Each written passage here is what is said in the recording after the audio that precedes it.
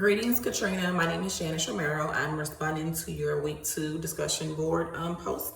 I'm going to quote something that you wrote in your post really quick. That really, opened my eyes on the situation. You stated, moreover, it is important as a human service professional to address the situation with care.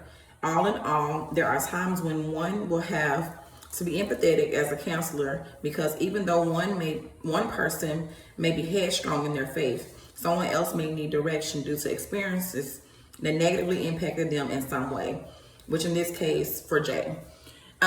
So that stood out to me like really big, because one of the things that I mentioned in my post was that I would explain past situations or share past experiences that I had with a church with Jay. But because you made that post, it kind of resonated with me, because even though my experiences went a certain way, for instance, mine, I had an issue where I went to counseling with the pastor, felt like things went outside the counseling room that should not have gone outside the room. That really deterred me from the pastor overall and leaving the church. And that was also suggesting that I made it to Jay in the post. So it didn't mess with my faith. It didn't give me a faith crisis as we said that Jay was having right now. But it did deter me from that church.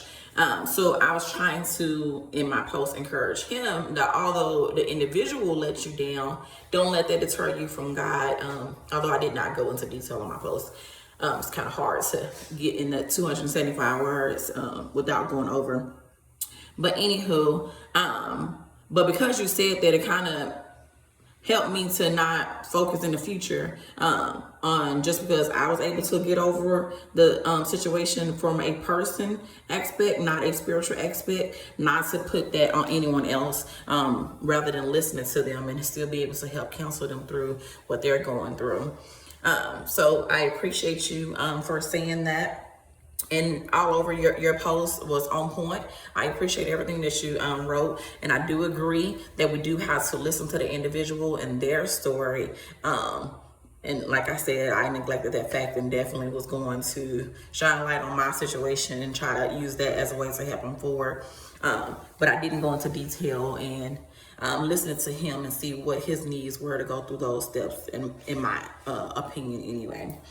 Something else that you mentioned, that as Christians, we have to help those in need of a deeper connection, especially as a Christian counselor. Therefore, when a client comes to therapy for guidance, is it important to identify and lead them to spiritual direction and goals they want for themselves? So that tied into that. So again, I appreciate you for the knowledge that you shared this week. You definitely opened my eyes, so I appreciate that.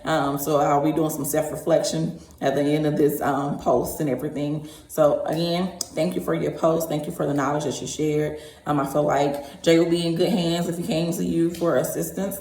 So be blessed and have a great week.